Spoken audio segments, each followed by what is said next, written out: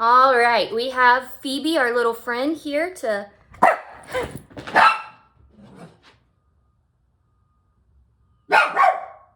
Phoebe saw a bird.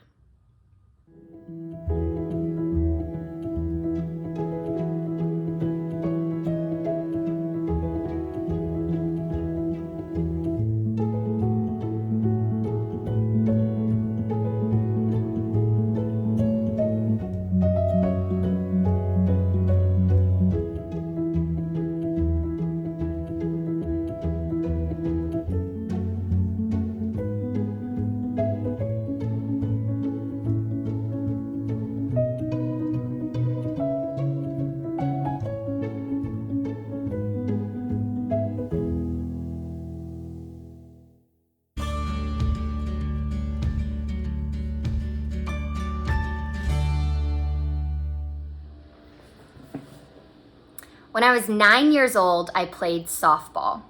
Now, I was a pitcher, and I was quite good, if I do say so myself. Going into the last game of the season, my team was undefeated, and I desperately wanted to hold on to that record.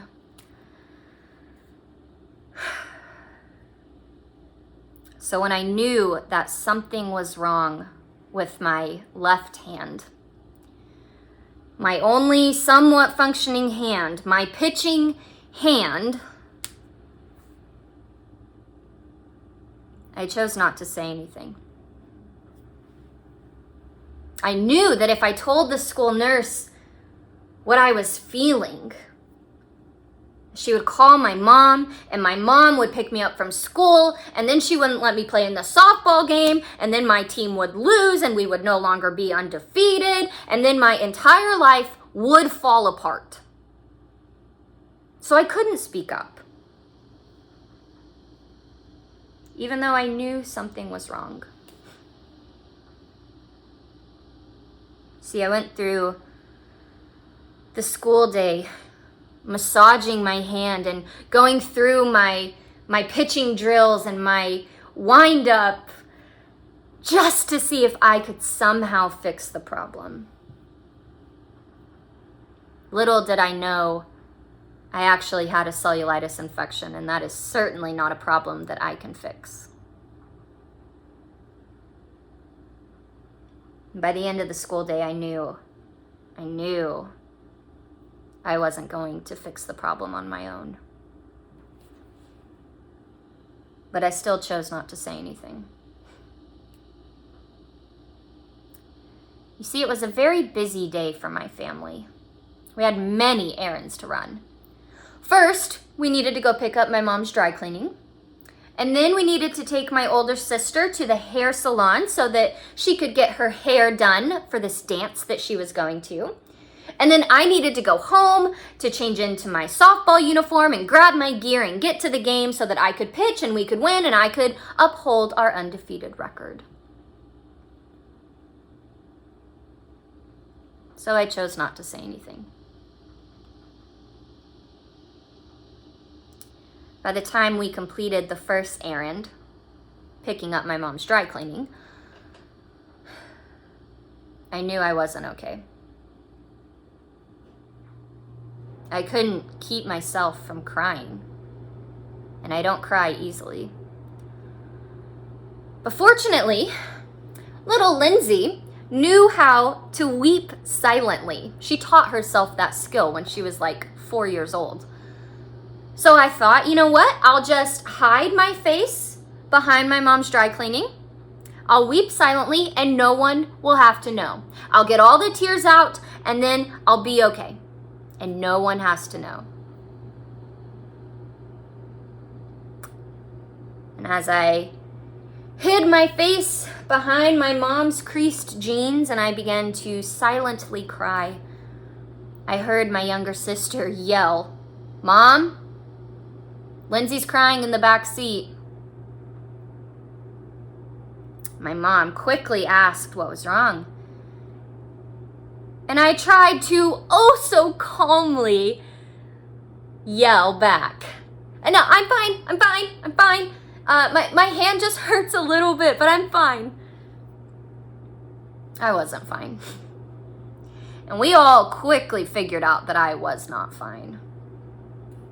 See, when we arrived at the hair salon for errand number 2,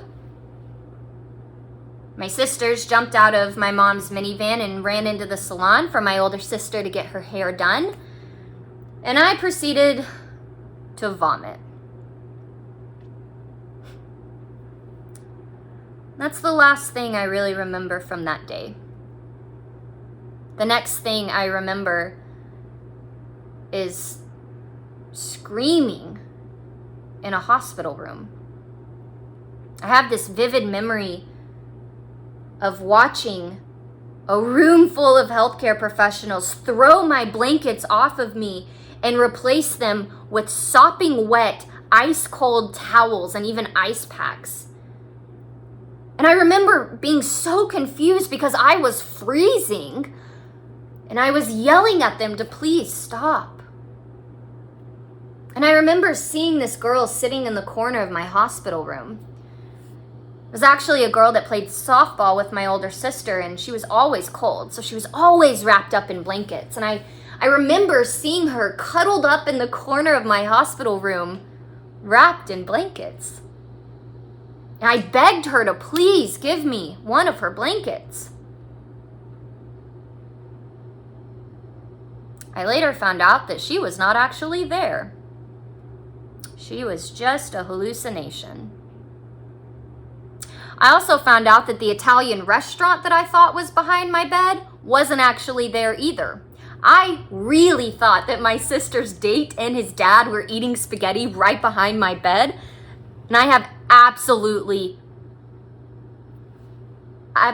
no clue at the time that that was a hallucination. But you know what? I guess a 107.8 degree fever will do that to you.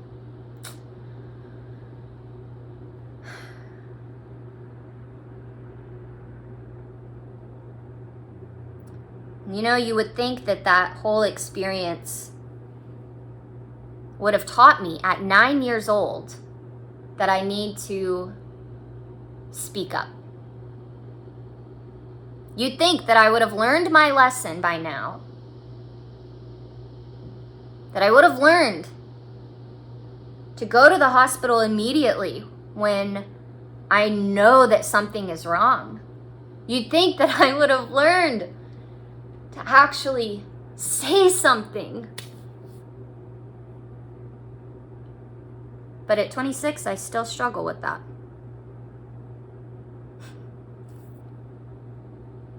A while back, I was chatting with a physician researcher who's doing some research on patient care for those in my rare disease community. And I shared that story with him, the story I just shared with you. And I remember saying to him, you know, even now I struggle with speaking up. I struggle with knowing when to go to the hospital because I carry these experiences with me. I know what it's like to go to the ER and for physicians to not believe what I'm saying. I know what it's like for them to question my experiences, to question my diagnosis, to question what I'm saying. And so I struggle with knowing when to speak up and when to go to the hospital because I feel like I have to let the cellulitis infection get bad enough that the ER physicians are going to believe me. And yet somehow I also have to make sure that I don't let it get so bad that I'm going to end up with a 107.8 degree fever or an emergency surgery because of the amount of swelling in my hand, because of the infection. I struggle with knowing when to actually speak up. Because if I speak up too soon, they may not believe me. But if I don't speak up soon enough, then I may get really, really sick. And I remember this researcher responding and saying, gosh, Lindsay, it's like you're having to play with fire and just hoping that you don't get burned. And it's dangerous. And I replied, I know, but I don't know what else to do.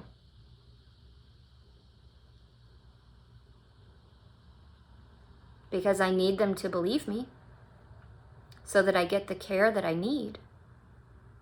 But I also somehow have to make sure that I don't let myself get too sick.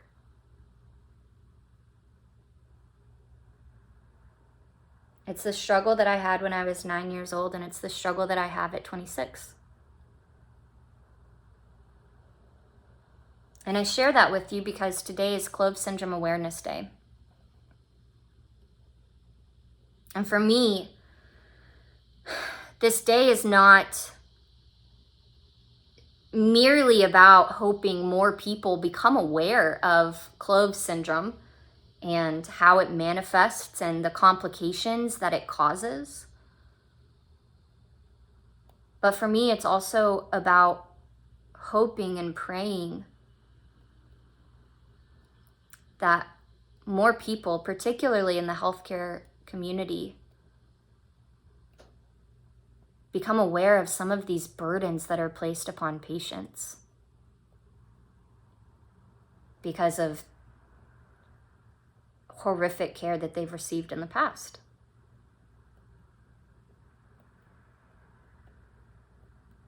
Patients carry these types of experiences with them. They carry with them the moments where doctors questioned what they said they were feeling. They carry with them the horrific hospitalizations that have caused them to wonder if they should have spoken up earlier. Patients not only have to live with the disease, live with the illness, but they have to live with the burdens that have been placed upon them by those in the healthcare community. And we need to become increasingly aware of that. For me, that's what CLOVES Syndrome Awareness Day is about. It's about learning to listen to patients. It's about choosing to believe them even when they don't fit so nicely into the little boxes of the typical patient. It's about learning to confess that there's a lot we don't know, a lot we don't understand. It's about learning to advocate for patients because they are so tired and they've had to advocate so fiercely for themselves. It's about increasing awareness of the complexity of the disease and how it manifests. It's about awareness for what we can do better, how we can take action. Because all of us do have a role in promoting the flourishing of patients. And oftentimes it starts with listening.